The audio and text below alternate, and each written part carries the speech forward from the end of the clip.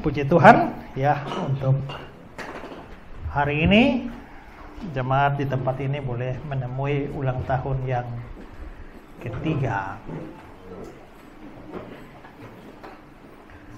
Mungkin 3 tahun yang lalu ya, saya menhabiskan beberapa orang menjadi pengurus ya, dan puji Tuhan sampai hari ini. Dan tadi saya lihat sejarah singkatnya itu pinjam meminjam banyak ya, tapi nggak apa-apa, itu hal yang wajar. Jemaat di Kupang yang dirintis dari 15 tahun yang lalu juga pinjam meminjam ya, dan pindah-pindah tempat cukup lama, tapi justru itu menunjukkan bahwa itu adalah hal yang wajar ya. Karena itu kita sedang membuat satu story, satu cerita yang akan dibawa terus sampai ke tahun-tahun yang akan datang tentang karya Tuhan bagi jemaat di sini. Jadi makin banyak cerita yang bagus. Kalau semua normal-normal saja ceritanya tidak bagus ya. Nah, kalau nanti bikin buku sejarah, maka hal-hal yang menarik itu yang justru yang seperti ini ya. Beberapa tahun yang lalu saya diminta untuk membuat sejarah suatu gereja yang didirikan dari tahun 1969 ya. Dan pada saat saya mewawancara beberapa orang, justru banyak cerita yang diangkat itu adalah justru cerita-cerita yang ya tragis, yang menakutkan, yang menyulitkan, tapi semua akhirnya menjadi cerita yang indah ya. Jadi kita sedang membuat sejarah, kita sedang membuat story. Baik saudara-saudara, tema yang diberikannya adalah bertumbuh lebih kuat, dan teks yang diberikannya adalah Yesaya 40 ayat yang ke-31. Kalau saudara lihat sini, 1 ayat saja diberikan. Tapi saudara-saudara, di dalam memahami Alkitab memang kita tidak boleh hanya memperhatikan 1 ayat. Kita harus memperhatikan yang namanya konteks. Di dalam penafsiran Alkitab, konteks itu adalah sesuatu yang penting. Apa itu konteks? Konteks adalah kisah keseluruhannya. Mengapa sampai ayat semacam ini bisa muncul di sana, di dalam konteks seperti apa? Tanpa memahami konteks itu, maka pesannya itu mungkin akan luput dari pikiran kita. Mungkin saya, kalau biasa mengajar mahasiswa tentang hermeneutics, ilmu tafsir, saya bilang begini. Saya biasa kasih ilustrasi begini. Menjelang satu hari menjelang perayaan kemerdekaan Indonesia, lalu guru bikin lomba menyanyi lagu kemerdekaan. Maka semua sudah menyanyi 17 Agustus tahun 45. Terus lalu giliran satu anak namanya Adi, silakan giliran Adi menyanyi 16 Agustus tahun 45. Lalu guru, Indonesia merdeka itu 17 Agustus, bukan 16. Ulang. 16 Agustus tahun 17, bukan 16. Ulang. 16 Agustus tahun, sampai guru bilang, bodoh. Indonesia merdeka tanggal berapa? 17 Agustus. Nyanyi yang benar. Ya. 16 Agustus tahun 45. Guru marah, keluar kamu dari kelas ini. Lalu dia bilang, ibu guru, kira-kira ibu guru bisa biarkan saya menyanyi sampai selesai atau tidak? Ya sudah, terserah kau saja. Ya. 16 Agustus tahun 45. Besoknya hari kemerdekaan kita. Benar tidak? Syair lagunya salah, tapi kalimat itu benar, karena 16 Agustus besoknya hari kemerdekaan kita. Guru marah-marah, usir dia, karena guru tidak melihat kalimat selanjutnya, bahwa bukan itulah hari kemerdekaan kita, tapi besoknya hari kemerdekaan kita. Berarti harus dilihat seluruhnya. Saudara, kalau membaca satu kalimat, pesawat Lion Air jatuh, dan kalau saudara membaca suatu kalimat, semua orang mati, apa yang ada di pikiran saudara? Semua orang mati. Orang Papua mati, orang Afrika mati, orang Brasil mati, pokoknya semua orang mati. Tapi kalau saudara baca dalam kalimat, pesawat Lion Air dari Jakarta menuju Medan terjun ke laut, dan semua orang mati. Bagaimana saudara menafsirkan semua orang mati? Oh, orang Brasil mati, orang Afrika Selatan mati, begitu? Tidak. Kalau begitu, apa yang dimaksudkan dengan semua orang mati, itu harus dilihat. Sebelum itu apa, setelah itu apa? Oh, sebelumnya ada cerita tentang Lion Air. Maka yang mati itu hanya semua di dalam Lion Air. Tapi tidak berarti semua orang di dunia ini. Paham ya? Nah, kalau kita diberikan satu ayat seperti ini, maka untuk memahami ayatnya, kita tidak boleh hanya di sini, kita mesti geser sedikit, bahkan melihat konteks yang lebih luas. Nah, karena itu saya mau geser sedikit, ini ayat 31, tapi mari kita mulai dari ayat 27. Yesaya 40. Mengapakah engkau berkata demikian, hai Yakub? Dan berkata begini, hai Israel, hidupku tersembunyi dari Tuhan, dan hakku tidak diperhatikan Allahku. Tidakkah kau tahu dan tidakkah kau dengar, Tuhan ialah Allah yang kekal, yang menciptakan bumi dari ujung ke ujung. Dia tidak menjadi lelah dan tidak menjadi lesu, tidak terduga pengertiannya. Dia memberi kekuatan kepada yang lelah, menambah semangat kepada yang tiada berdaya. Orang-orang muda menjadi lelah dan lesu, dan teruna-teruna jatuh tersandung. Tetapi orang-orang yang menanti-nantikan Tuhan mendapat kekuatan baru, dan mereka seumpama Raja Wali yang naik terbang dengan kekuatan sayapnya. Mereka berlari dan tidak menjadi lesu, mereka berjalan dan tidak menjadi lelah. Nah, kalau dibaca di situ, kita akan bisa dapat gambaran apa sebenarnya yang dibicarakan di sini. Tapi sebenarnya ada konteks yang lebih luas dalam kitab Yesaya. Maka saudara-saudara, kalau kita mempelajari bagian ini lebih dalam, ini terkait dengan apa yang dialami oleh bangsa Israel, lebih spesifik bangsa Yehuda. Kita tahu bangsa Israel ada 12 suku. Lalu setelah Salomo mati, kerajaan Israel pecah bagi dua. 10 suku di sebelah namanya kerajaan utara dengan ibu kota Samaria. Sementara yang 2 suku itu namanya kerajaan selatan, ibu kotanya di Yerusalem. Tapi ternyata dua bangsa ini juga hancur.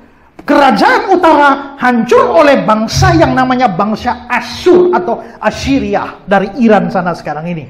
Sementara bangsa Yehuda itu hancur oleh bangsa Babilonia di bawah Nebukadnezar, Irak sekarang. Nah, Nebukadnezar menurut sejarah menyerang bangsa Yehuda itu selama 3 kali. Serangan pertama, dia mulai merampas begitu banyak perkakas dari bait Allah Salomo, dibawa ke Babilonia. Dan orang-orang penting, orang-orang pintar, orang-orang yang bagus, semua diangkut ke Babel.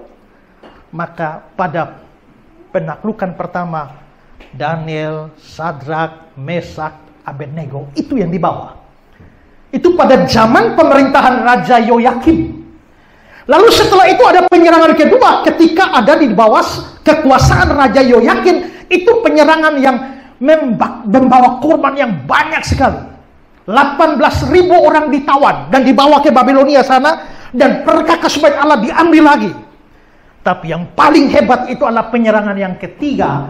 Hampir 1.000 orang dibawa ke Babilonia. Bukan hanya bait Allah dijarah, tapi dibakar. Dan hancurlah bait Allah yang paling megah, bait Allah Salomo. Hancur dan diratakan dengan tanah, dengan api semua, dan membakar semua. Dan saudara-saudara, sejak itulah Yerusalem hancur dan bait Allah hilang. Seluruh perkakas dibawa ke Babilonia. Dan sepertinya disitulah titik di mana 2 loh batu hilang dari tabut perjanjian yang tidak pernah muncul lagi. Kemungkinan besar adalah duplikatnya yang dipakai di dalam bait Allah kedua yang didirikan oleh Raja Herodes. Nah, sementara itu sekian banyak orang, sekitar 1.000 orang dibawa ke Babilonia. Sebagian tinggal di wilayah Israel, sebagian itu lari ke Mesir. Maka disitulah muncul banyak penderitaan. Orang-orang Yahudi, orang-orang bangsa Yehuda mengalami penderitaan yang luar biasa. Yang dibawa ke Babel menderita.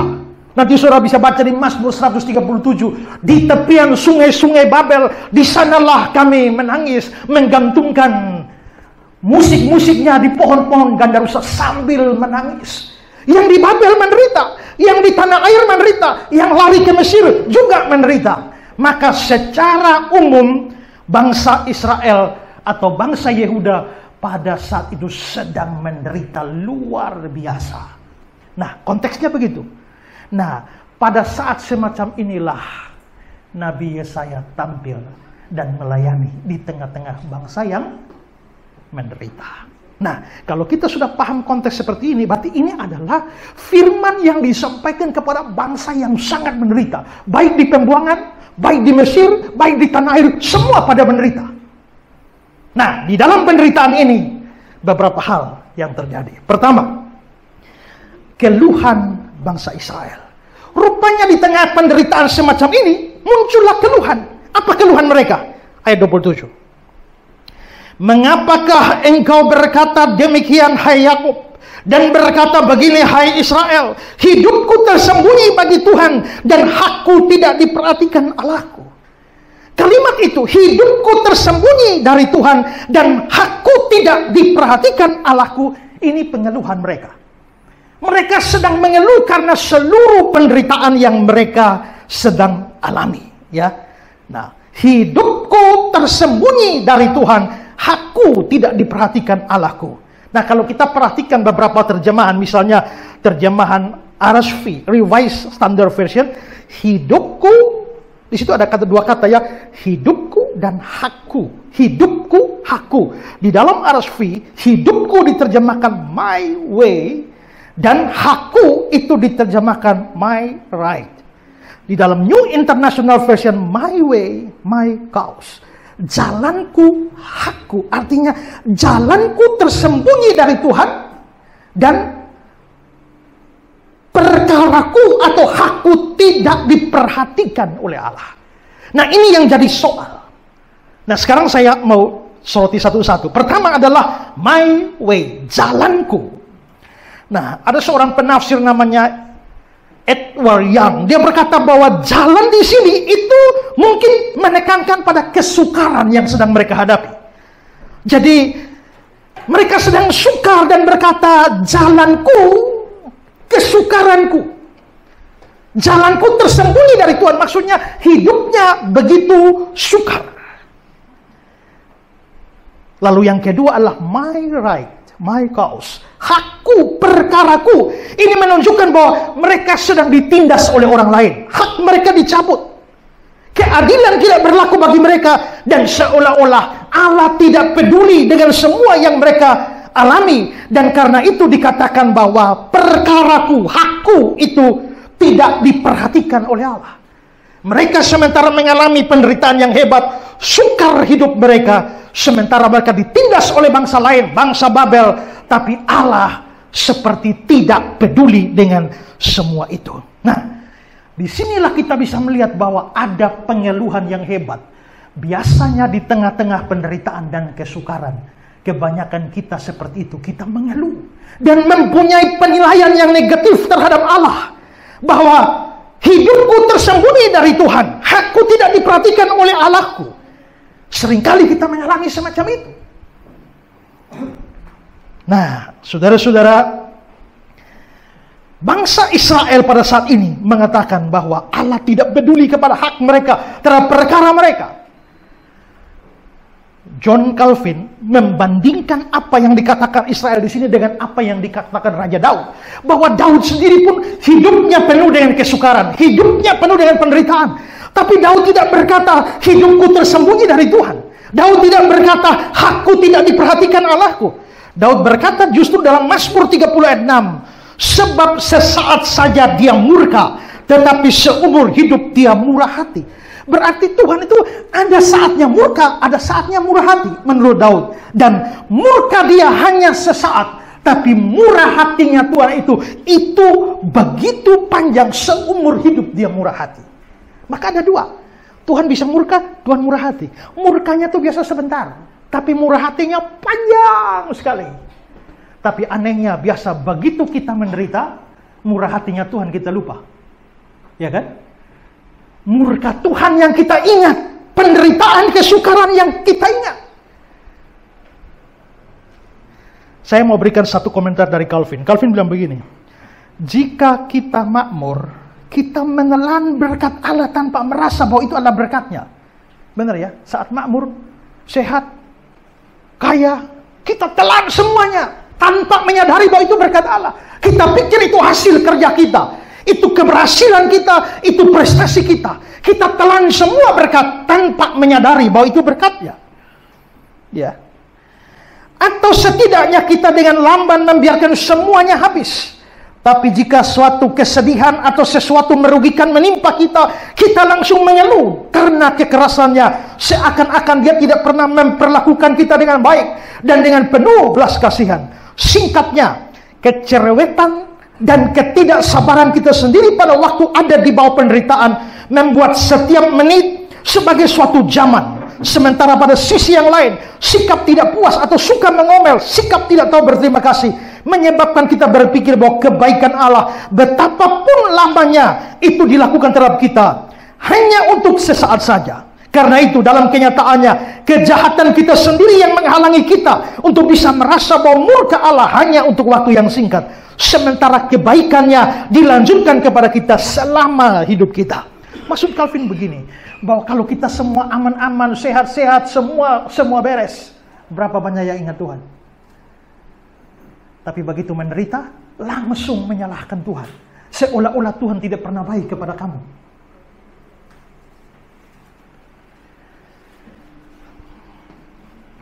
Saya dulu mempunyai teman waktu SMA yang melayani di persekutuan kami. Kalau saya KKR di mana-mana, dia sebagai WL, tapi sama-sama masih sekolah. Rajin sekali berdoa, rajin sekali melayani. Dan di rumah saya waktu itu ada satu ruangan untuk berdoa, persis di sebelah kamar tidur saya. Dan semua anggota persekutuan doa boleh datang kapan saja dan berdoa. Dan satu hari sementara saya ada di kamar sebelah, tiba-tiba teman saya ini datang dan dia berdoa, "Tuhan," dengan suara nyaring saya dengar, "Tuhan, ini terakhir kali saya berbicara dengan Engkau. Sekian lama saya telah mengorbankan waktu, tenaga, perhatian untuk melayani Engkau. Tapi hari ini terima raport, nilai saya merah semua. Beginikah balasanmu ya Tuhan?" Goodbye Tuhan. Dan itu hari terakhir dia melayani. Begitu nilainya merah, dia bilang, "Beginikah balasanmu Tuhan? Goodbye Tuhan." Hanya pada raport yang merah, dia langsung mengklaim seolah-olah Tuhan tidak pernah berbuat baik kepada dia. Tapi seumur hidup yang murah hati, kenapa tidak masuk dalam otakmu? Seringkali di dalam penderitaan, yang kita ingat cuma penderitaan kita, lalu menilai Allah secara salah, dan melupakan seluruh kemurahan Allah yang seumur hidup itu. Dia bisa murka, tapi murkanya sesaat. Tapi kemurahannya itu seumur hidup. Nah, saudara-saudara, rupanya orang-orang Yahudi pada waktu itu mengalami penderitaan sampai mereka membuat pengeluhan dan lupa akan segala macam kebaikan Tuhan.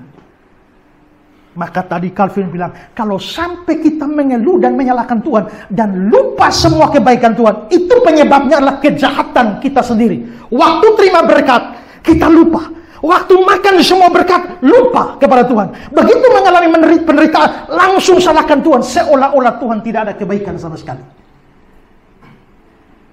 Maka Calvin berkata, hanya orang-orang yang hatinya telah dicerahkan oleh Tuhan yang bisa mampu menerima penderitaan dan kesulitan sebagai bagian dari hidup. Lalu Calvin memberikan contoh seperti apa yang dialami oleh Rasul Paulus dalam 2 Korintus 4. Ayat 16, "Sebab itu kami tidak tawar hati, tapi meskipun manusia lahirnya kami semakin merosot, namun manusia batinnya kami dibaharui dari sehari ke sehari. Sebab penderitaan ringan yang sekarang ini mengerjakan bagi kita kemuliaan kekal yang melebihi segala-galanya, jauh lebih besar dari penderitaan kami. Sebab kami tidak memperhatikan yang kelihatan, melainkan yang tak kelihatan. Karena yang kelihatan adalah sementara, sedangkan yang tak kelihatan adalah kekal." Saudara, hanya karena Tuhan mencerahkan hatimu, kamu bisa terima penderitaan. Penderitaan ringan yang sekarang ini. Penderitaan Paulus tidak ringan, berat. Tapi kenapa dia bilang ringan? Ringannya dibandingkan dengan kemuliaan yang akan dia terima. Itu dianggap ringan. Walaupun menderita begitu berat, dia perhatikan yang tidak kelihatan. Dan karenanya biarpun menderita, orang tetap bisa memuji Tuhan. Kenapa? Dia boleh menderita, misalnya menderita 3 tahun. Misalnya umur sekarang 50, lalu dia menderita 3 tahun. Tapi dia harus ingat bahwa dari umur 1 sampai 49, bukankah kemurahan Tuhan seumur hidup? Kenapa hanya karena penderitaan 3 tahun, kamu mulai mengklaim Allah, mengeluh tentang Allah yang aneh-aneh?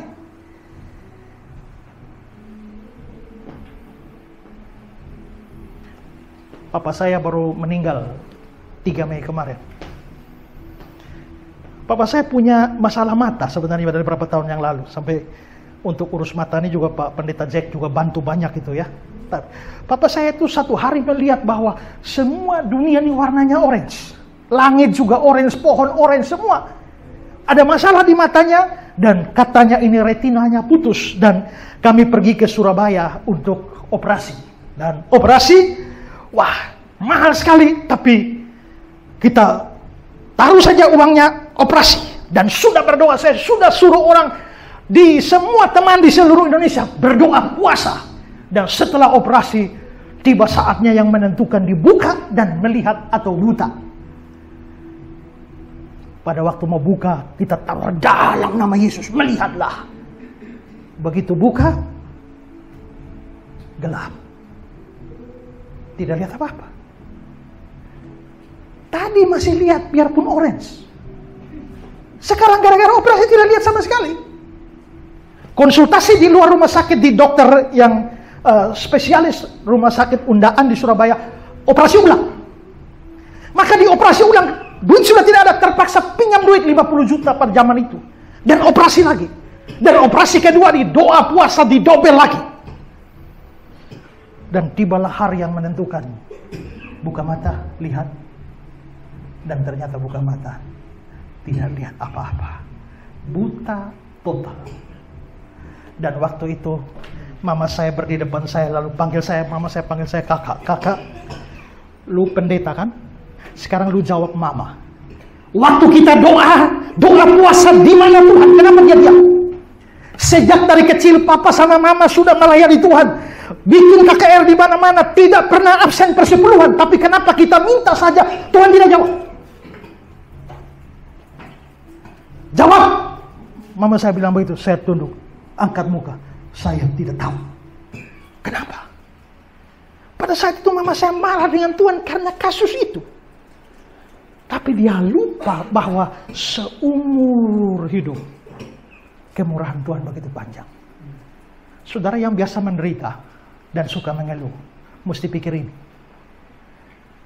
Kalau gereja ini menghadapi kesukaran, jangan hanya pikir sukarnya, tapi lihat seumur hidup. 3 tahun minimal, ya. Kemurahan Tuhan itu banyak, bukan? Amin. Nah, setelah Israel mengeluh semacam ini, Yesaya, Nabi Yesaya memberi jawab kepada mereka. Mari sekarang kita lihat jawaban Yesaya bagaimana. Nah, jawaban Yesaya inilah yang muncul dari ayat 28 sampai ayat 31. Nah, saya mau mengajak kita lihat ayat per ayat. Pertama ayat 28. Tidakkah kau tahu dan tidakkah kau dengar? Tidakkah kau tahu dan tidakkah kau dengar? Kenapa ngomong begini? Ya. Karena biasanya orang sudah tahu, sering melupakannya. Biasa orang sudah dengar, tapi melupakannya kalau menderita. Apakah saudara tahu bahwa Tuhan Maha Kuasa? Tahu ya. Tapi begitu sakit lalu berdoa Tuhan tidak sembuh, apa yang orang bilang? Di manakah kekuasaanmu? Apakah saudara tahu Tuhan baik? Tahu. Tapi begitu ada orang sakit, misalnya suami istri sakit dan saudara berdoa, minta kesembuhan, tahu-tahu mati. Lalu Tuhan, apakah engkau benar-benar baik? Maka seringkali kita, waktu belum menderita, kita sudah tahu, kita sudah dengar. Tapi begitu menderita, semua yang kita tahu, semua yang kita dengar bisa hilang.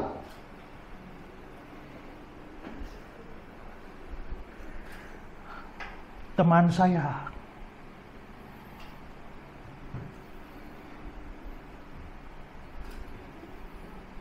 karena berbuat sebuah kesalahan, dia sampai meragukan apakah Tuhan masih mengampuni dia atau tidak. Dia sudah tidak mau balik lagi, tapi saya berikan kekuatan. Biarpun kamu berdosa bagaimanapun, Tuhan Maha Pengampun. Yesaya 1 ayat 18, sekalipun dosamu merah seperti girmisi, Tuhan bisa bikin putih seperti salju. Tapi dia bilang, Ezra, saya tahu ayat itu, tapi saya yakin Tuhan tidak mengampuni saya lagi. Dia sudah tahu ayat itu. Tapi kenapa begitu menghadapi itu dia bilang, Tuhan tidak mau mengampuni saya lagi? Berarti orang bisa tahu, orang sudah dengar. Tapi seringkali dalam menderita, yang dia tahu dan yang dia dengar itu bisa hilang semua dari kepalanya. Saya bilang sama dia, kawanku, kalau kamu ragu bahwa Tuhan masih mau mengampunimu, itu sama seperti keraguan seekor ikan. Jangan sampai tiap hari minum air laut dan air laut akan kering. Ikan tiap hari minum air laut, lalu ikan bilang, jangan-jangan air laut kering. Itu sama seperti kekhawatiran seekor burung, karena tiap hari ambil udara, jangan-jangan oksigen habis. Tidak.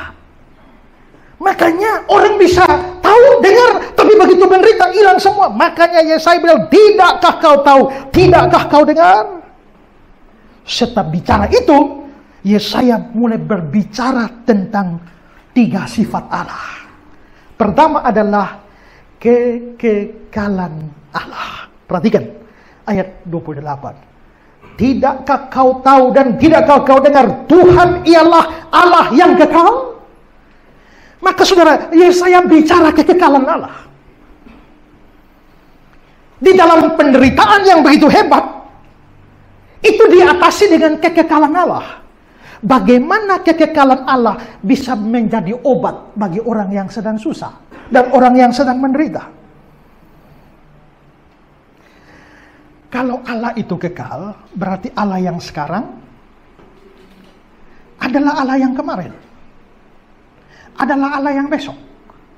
Allah yang di 2024 adalah Allah yang di tahun 1990. Allah juga yang sama yang akan ada di 2040. Allah yang sama dari tahun 1950. Karena Allah itu kekal, tidak dibatasi waktu, dia terus ada dan dia tidak berubah, maka Allahnya itu tetap sama. Nah, maka sekarang Pak Pendeta Jack ini teman saya, mulai dari sehat sampai sakit ya. Tahun berapa Pak Jack kena stroke?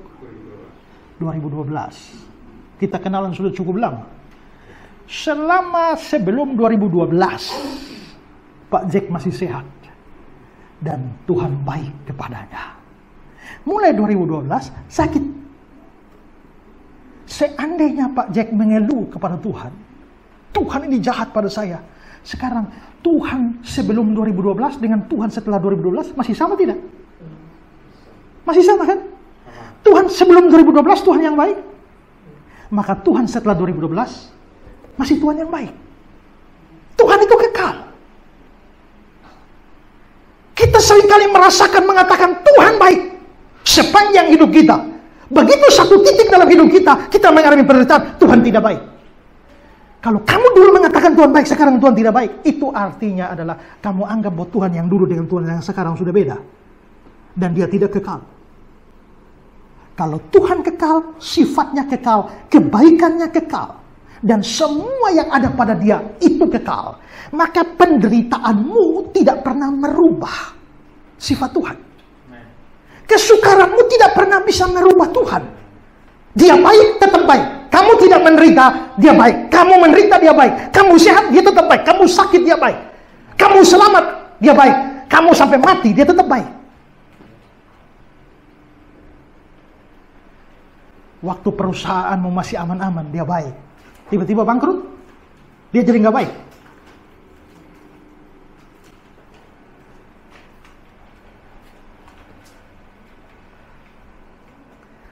Papa saya meninggal dengan begitu kaget saja, sehat-sehat. Bangun pagi, keluar dari rumah. Sebelum ada satu pun di antara orang rumah bangun, berangkat dan pergi ambil gajinya. Kami semua masih tidur. Tiba-tiba tukang ojek datang bilang, Bapak jatuh di rumah sakit dan semua kita anak-anak pergi, hanya tinggal mayat saja. Baru tanggal 3 kemarin. Kami percaya Tuhan baik? Ya. Tapi mulai tanggal 3 kemarin saat Bapak meninggal, Tuhannya masih tetap sama? Masih. Penderitaan kita tidak pernah mengubah sikap Tuhan. Kalau begitu, kekekalan Allah itu menjadi jaminan bagi kita untuk bisa lebih kuat. Oke? Sekarang yang kedua, Yesaya bicara kemahakuasaan Allah. Ayat 28. Yang menciptakan bumi dari ujung ke ujung. Dia tidak menjadi lelah dan tidak menjadi lesu. Ini bicara kemahakuasaan Tuhan. Kenapa Yesaya bicara kemahakuasaan Tuhan di tengah konteks penderitaan? Kalau tadi kekekalan, maksudnya kamu menderita, Tuhan tidak berubah. Tapi sekarang kemahakuasaan artinya apa? Kalau kamu sedang menderita dan kalau Tuhan mau tolong, apa susahnya? Kamu sakit dan Tuhan mau sembuhkan, apa susahnya? Kamu bangkrut dan Tuhan mau bangkitkan kembali kamu, apa susahnya? Bahkan ada orang mati dan Tuhan mau bangkitkan, apa susahnya? Tidak ada. Artinya Yesaya mau menekankan di tengah kesulitan yang kamu sedang hadapi, ingat, Tuhan itu Tuhan yang Maha Kuasa. Dia berada di atas penderitaan kita dan seringkali tindakan-tindakannya itu sukar untuk kita pikirkan. Tapi kalau dia mau, maka memang tidak ada yang sukar. Saya pernah membaca suatu kisah. Ada seorang dokter di Cina yang tidak percaya kepada Tuhan. Dia sudah diinjili oleh temannya, tapi dia tetap tidak percaya kepada Tuhan. Teman saya sampai putus asa menginjili dia. Temannya bilang, mulai saat ini saya tidak akan lagi memberitakan Yesus kepada kamu. Saya hanya ingin kasih tahu kamu saja.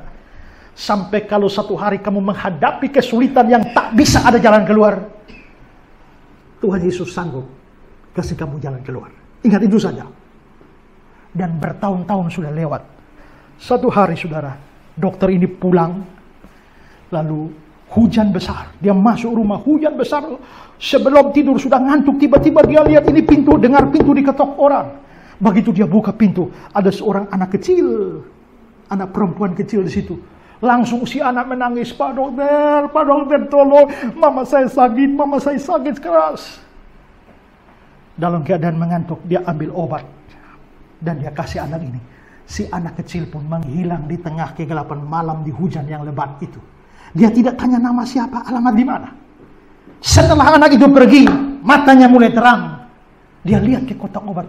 Kenapa obat batuk yang tadi dia kasih anak itu masih ada di sini? Lalu tadi dia kasih obat apa? Dia lihat cilaka, itu racun tikus yang dia kasih. Ini pasti anaknya mama itu... si mama dari anak itu pasti mati.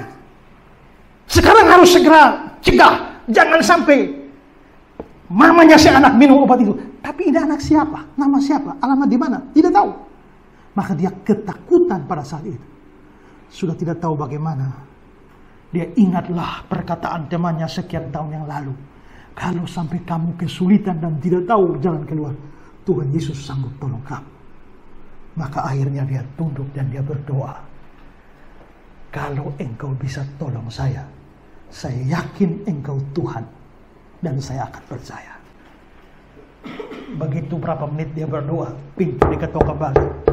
Dia buka, dia lihat anak kecil itu di depan.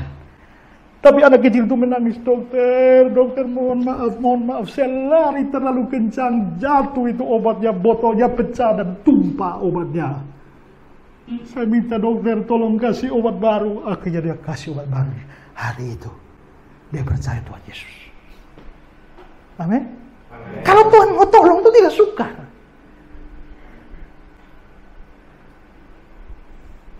Saya pernah cerita ada seorang ibu naik kapal kelas ekonomi. Dia seorang percaya, anak Tuhan. Nah dia naik di situ dan dia tiap hari lihat di ruang makan kelas VIP. Waduh, orang-orang makan enak sekali. Dan dia lihat ada pisang yang menarik. Artinya dia kepengen makan pisang. Lalu dia hanya berdoa, Tuhan, berikanlah aku sebuah pisang. Karena dia berdoa. Ada orang di situ yang tidak percaya Tuhan. Orang ateis dengar si ibu ini berdoa tiap hari minta pisang. Makanya akhirnya si cowok yang tidak percaya Tuhan, dia pergi di dalam, dia ambil pisang. Lalu begitu si ibu berdoa, ya Tuhan berikanlah saya sebuah pisang. Langsung dia taruh pisang di muka.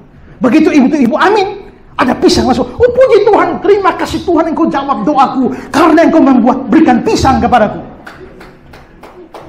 Langsung si cowok ateis itu bilang, hei ibu bodoh kau. Bukan Tuhan yang kasih pisang, saya yang kasih pisang. Berterima kasih pada saya, bukan kepada Tuhan. Langsung situ ibu langsung berkata, oh Tuhan terima kasih. Engkau bukan saja memberikan pisang, tapi engkau mengirimkan pisangnya lewat seorang anak iblis. Terima kasih Tuhan. Kan? Kalau Tuhan mau tolong, tidak ada yang sukar. Maka jalani saja semua. Gereja mengalami kesulitan, jalan terus. Ya. Saya salah satu cerita yang saya ingat ya, waktu bikin gereja di Kupang pertama kali itu ya, dan punya apa-apa juga, keyboard pinjam. Sampai satu hari mau pinjam keyboard, orang bilang mau bikin gereja tapi tidak punya keyboard. Saya rasa sakit hati pada waktu itu. Akhirnya sudah, tidak usah pakai alat musik, tepuk tangan saja. Sound system yang dipakai juga kita nyewa hotel itu sound system orang lain yang pakai hotel itu, taruh sound systemnya di sana. Minggu pertama, kedua dia izinkan pakai. Minggu ketiga dia tahu kok ada grup lain yang pakai sound system. Tidak boleh, kunci. Maka keyboard tidak ada. Sound system tidak ada. Minggu berikut, mau kebaktian. Tepuk tangan saja. Kurang setengah jam. Ada orang tukang ojek berhenti di situ. Kasih turun speaker. Langsung dengan mic-nya, dengan sound systemnya. Dari mana? Tidak tahu. Setelah kami selidiki, dari tokonya hanya bilang, kemarin ada orang yang datang bayar, suruh pagi-pagi antar ke sini. Dan sampai hari ini pun tidak tahu siapa yang antar. Kalau Tuhan mau tolong, apa susahnya? Ya kan? Bukankah dia maha kuasa yang menciptakan bumi dari ujung ke ujung. Dia tidak menjadi lelah dan tidak menjadi lesu. Tapi kalau begitu, kenapa gereja susah sekali? Proses. Karena kalau tidak seperti itu, tidak susah, itu akan menjadi gereja yang gampang hancur ketika menghadapi kesulitan. Ya. Lalu yang ketiga, Yesaya membicarakan hikmat Tuhan, pengertiannya tak terduga. Ayat 28. Tidak terduga pengertiannya. Ayat ini seperti Yesaya 11 ayat 33, Roma 11 ayat 33, tak terselidiki keputusan-keputusannya. Sama dengan Yesaya 55, rancanganku bukan rancanganmu, jalanmu bukan jalanku, demikian firman Tuhan. Seperti tingginya langit dari bumi, demikian tinggi jalanku dari jalanmu, rancanganku dari rancanganmu. Maksudnya apa? Tuhan itu tahu pengertiannya. Jadi tadi kan saya bilang, kalau dia maha kuasa, dia mau tolong bisa. Tapi apakah Tuhan selalu mau tolong? Ada orang sakit hari ini, Tuhan yang sembuh hari ini, sembuh. Tapi apakah Tuhan selalu mau menyembuhkan? Tidak juga. Jangan percaya dengan orang yang mengatakan bahwa dalam nama Yesus pasti sembuh. Begitu pasti sembuh, kalau tidak sembuh, murtad dia. Di Surabaya ada satu keluarga yang mungkin karena akibat khotbah yang salah, begitu anaknya mati tidak ada ibadah penghiburan, ibadah pembangkitan. Tiap malahnya mujizat terjadi di tempat di dalam nama Yesus sembuh. Dalam nama bangkit. Sampai hari ketiga, lewat itu tidak mau kubur karena masih percaya Tuhan akan bangkitkan. Pertanyaannya, apakah Tuhan sanggup bangkitkan? Sanggup. Tapi apakah Tuhan mau bangkitkan? Ternyata sampai mayat busuk tidak bangkit. Terpaksa kubur. Dan satu keluarga murtad, tidak percaya Yesus lagi. Janji Tuhan omong kosong. Pertanyaannya, kapan Tuhan janji? Tuhan gak pernah janji. Mungkin pendeta yang janji. Tapi pendeta yang tidak mengerti. Tuhan sanggup menyembuhkan, tapi seringkali juga banyak kasus dia nggak mau. Seperti Paulus kan, ada duri dalam daging. Sudah 3 kali aku berseru. Tapi Tuhan bilang, cukuplah kasih karuniaku padamu. Dalam kelemahanlah kuasa jadi sempurna.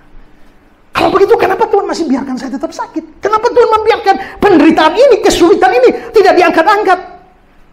Kan lebih baik diangkat, lebih baik disembuhkan, lebih baik ditolong, lebih baik dibereskan. Yaitu pikiranmu. Tapi pengertiannya tidak terduga. Ya, karena itu kalau gereja mengalami kesulitan, jangan cepat mengeluh. Ya, ada penderitaan, ada kesukaran. Tuhan lebih tahu. Ya, dia pengertian tidak terduga.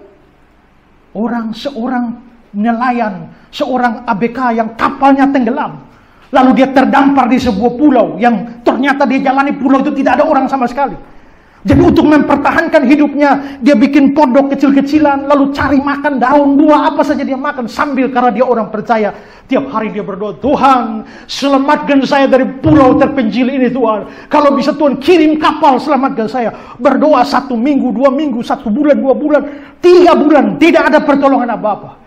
Melanjutkan hidup, dia terpaksa bikin cara tradisional, pakai batu supaya api bisa nyala, masak apa yang ada untuk makan. 1 hari dia lagi bikin api dan ternyata dia cari makan, rupanya apinya belum betul-betul padam. Dia pulang, pondok yang dia bangun itu sudah rata dengan tanah, api sudah bakar semua. Lalu dia berdiri di muka pondok dan Tuhan, engkau keterlaluan. Saya berdoa supaya tiap hari engkau tolong saya, kirim kapal selamatkan saya. Engkau tidak kirim juga, tidak tolong juga. Hanya gubuk ini yang saya harapkan. Ternyata engkau izinkan terbakar juga. Marah-marah dia sama Tuhan. Sementara marah-marah sama Tuhan, tiba-tiba dia lihat ada kapal datang di sana. Kapal itu makin lama makin ke pantai. ABK turun jemput dia. Begitu jemput dia, sampai dia heran. Kapten, dari mana kapten tahu saya ada di pulau ini? Kapten juga bilang, tidak tahu. Sementara berlayar di lautan lepas, tiba-tiba kami lihat ada asap naik. Kami pikir itu simbol dari orang minta tolong, dan kami merapat ke sini dan ternyata benar ada kamu di sini. Asap dari mana? Asap dari gubuk yang terbakar itu. Langsung dia jatuh dan berlutut. Oh Tuhan, terima kasih. Terima kasih engkau sudah bakar gubukku ya Tuhan. Lain kali bakar lagi ya. Tidak terduga pengertiannya. Amen. Kalau begitu, jangan mengeluh. Ayat 29 secara cepat. Dia memberi kekuatan kepada yang lelah, menambah semangat kepada yang tidak berdaya. Di sini sebenarnya digunakan 2 kata yang sama. NIV itu strength, power. Ya. Mungkin butuh waktu untuk memberikan penjelasan apa bedanya strength dengan power. Ya. Tapi dua-duanya artinya dia berikan kekuatan. Lewat komentarnya langsung ke ayat 30. Orang-orang muda menjadi lelah dan lesu, teruna-teruna jatuh dan tersandung. Apa bedanya orang muda dengan teruna? Dari bahasa aslinya, orang muda di sini ya orang-orang muda, pemuda-pemuda. Tapi teruna itu bukan orang muda biasa. Orang muda yang terpilih untuk siap jadi tentara. Nah, kira-kira begitu. Nah, orang muda menjadi lelah, lesu, teruna-teruna, bahkan orang-orang muda pilihan pun tersandung. Kenapa mereka tersandung? Karena penderitaan-penderitaan itu yang dialami itu. Nah, baru masuk ayat 31. Tetapi orang-orang yang menanti-nantikan Tuhan mendapat kekuatan baru. Mereka seumpama Raja Wali yang naik terbang dengan kekuatan sayapnya. Mereka berlari dan tidak menjadi lesu. Mereka berjalan dan tidak menjadi lelah. Artinya, saudara menarik sekali kalau saudara banding ayat 28. Di ayat 28 itu dibilang bahwa Tuhan itu, ya, Tuhan itu tidakkah kau tahu, tidakkah kau dengar, Tuhan Allah kekal, menciptakan langit dan bumi. Dia tidak menjadi lelah, tidak jadi lesu. Tuhannya tidak lelah, tidak lesu. Tapi di ayat yang ke-31, orang yang menantikan Tuhan tidak lelah, tidak lesu. Apa yang ada pada Tuhan, itu ternyata berlaku bagi orang yang menanti-nantikan Dia. menanti-nanti dia, ya.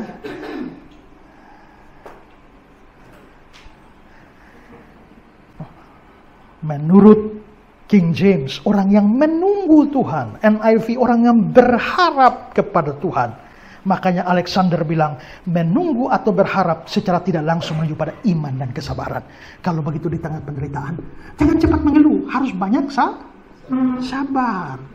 Karena Tuhan pasti menolong pada waktunya. Waktu saya SMA, saya aktif di satu persekutuan doa. Satu hari saya mengajak teman saya pergi persekutuan doa. Dan saya ingat pada waktu itu, siap uang untuk bayar bemo angkot. Itu ada 1 lembar saja waktu itu. Saya lupa berapa ribu ya, tapi 1 lembar cukup untuk 2 orang pulang. Tapi pada waktu itu pengkhotbahnya bicara tentang barang siapa memberi kepada Tuhan, Tuhan akan balas memberkati, jangan takut. Sementara dia khotbah begitu, saya kayak agak ada gerakan untuk mau memberi persembahan, tapi saya mikir, tapi pulang bagaimana? Sementara saya masih mikir ini, lagu sudah berilah yang baik, berilah yang baik. Saya masih mikir ini kantong persembahan sudah datang. Ya, Tuhan pun sudah memberikan yang terbaik. Pas ini, dalam nama Yesus, taruh. Tuhan, saya percaya, saya sudah kasih. Tuhan pasti bisa antar saya pulang. Sudah, oke. Pulang saya kasih tahu, sekarang tidak ada duit lagi. Mau jalan kaki terlalu jauh. Tapi percayakah kamu bahwa Tuhan sanggup tolong kita? Percaya. Oke, mari kita tahan. Bemo naik.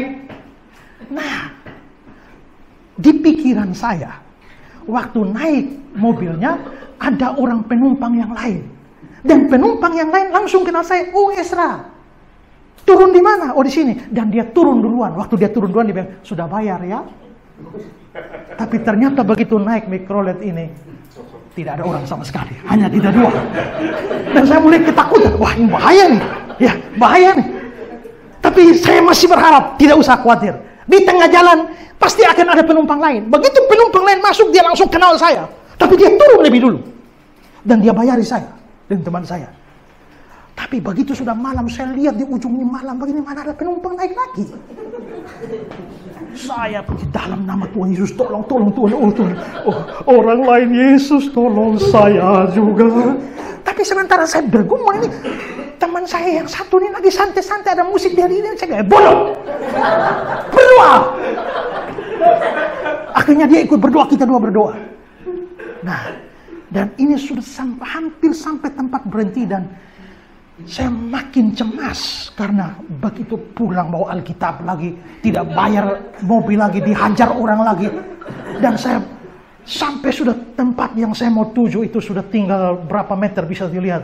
Dan saya habis putus asa. Celaka sudah. Tapi ternyata sebelum sampai tempat ini, tiba-tiba saya sudah tutup mata saya. Begitu tutup mata, mobilnya berhenti. Kondektornya bilang, Nyong, di Kupang dipanggil, Nyong, turun mana? Di terminal kakak. Mobil tidak sampai terminal, turun di sini dan jalan kaki. Baik, turun, saya masih pura-pura rapi. Sudah, jalan saja, jalan. Waktu itu saya bilang, astaga Tuhan. Tuhan mau tolong saya pakai sport jantung begini, ya kan? Sudah. Ternyata, ya, kadang-kadang kita pikir mestinya begini. Kalau Tuhan mau tolong saya begini, kalau Tuhan mau tolong, jangan. Ya, menanti-nantikan Tuhan, sabar. Ya, sabar. Lalu dikasih ilustrasi tentang burung Raja Wali. Kalau saya kasih kutipan-kutipan mungkin panjang. Tapi orang-orang Yahudi percaya bahwa menjelang 10 dekade, burung Raja Wali termasuk burung yang hidup cukup lama. Menjelang akhir hidupnya dia akan terbang naik ke atas. Makin lama makin ke atas. Dan dia melepaskan bulunya satu persatu. Lalu dia jatuh kembali. Dan dia hidup baru lagi. Dengan kata lain, setelah tua, ternyata dia bisa hidup kembali lagi. Dalam keadaan segar seperti semula. Itulah yang dikatakan bahwa orang-orang yang menanti-nantikan Tuhan, ya, itu tidak menjadi lelah, tidak menjadi lesu, tapi sebaliknya mereka seumpama Raja Wali naik terbang dengan kekuatan sayapnya, berlari tidak jadi lesu, berjalan dan tidak menjadi lelah, bertumbuh lebih kuat. Konteksnya apa? Penderitaan. Maksudnya adalah di dalam penderitaan kamu harus tetap bertumbuh dan tetap kuat. Amin. Yang penting adalah jangan mengeluh. Percaya kekekalan Tuhan, kemahakuasaan Tuhan, dan bijaksananya Tuhan. Tuhan tidak pernah membiarkan anaknya meneteskan air mata dengan sia-sia. Gereja ini sudah mengalami banyak kesulitan dan masih sulit, Pak. Masih akan sulit. Tapi saya harap ulang tahun ketiga, jangan pernah, gembala, majelis, jangan pernah mengeluh. Ikuti ini proses. Ikuti ini proses. Saya sudah pernah mengikuti proses ini dan menyakitkan. Ya, akan ada saatnya orang-orang yang kita percaya akan meninggalkan kita. Akan ada saatnya orang-orang yang kita andalkan sudah tidak ada di samping kita. Ada saat-saatnya orang-orang yang kita pikir bersama dia, gereja ini akan maju. Tapi ternyata dia pergi juga. Maka saya waktu didirikan gereja 15 tahun yang lalu, saya berdoa, Tuhan, ini orang-orang ada di sebelah saya nih. Kalau mana-mana yang kira-kira akan menghancurkan gereja ini, singkirkan dia.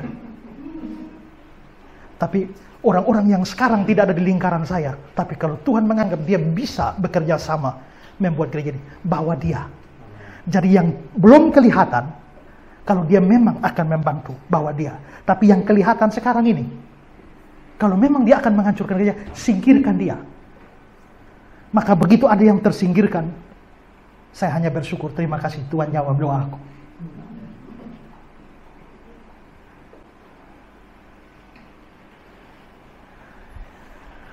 Heroes live off, but gods remain. Saya mau kasih satu kata-kata terakhir dari Charles Spurgeon. Spurgeon bilang apa? Kemanapun Yesus memimpin kita, dia berjalan di depan kita. Jika kita tidak tahu kemana kita pergi, kita tahu dengan siapa kita pergi. Dengan teman seperti itu, siapa akan takut terhadap bahaya di jalan? Gak perlu tahu kemana, yang penting tahu dengan siapa. Kalau kamu bisa berjalan dengan teman seperti itu, ya, dibilang apa? Siapa yang akan takut di jalan? Bertumbuhlah dan jadilah kuat. Selamat ulang tahun untuk gereja ini yang ketiga.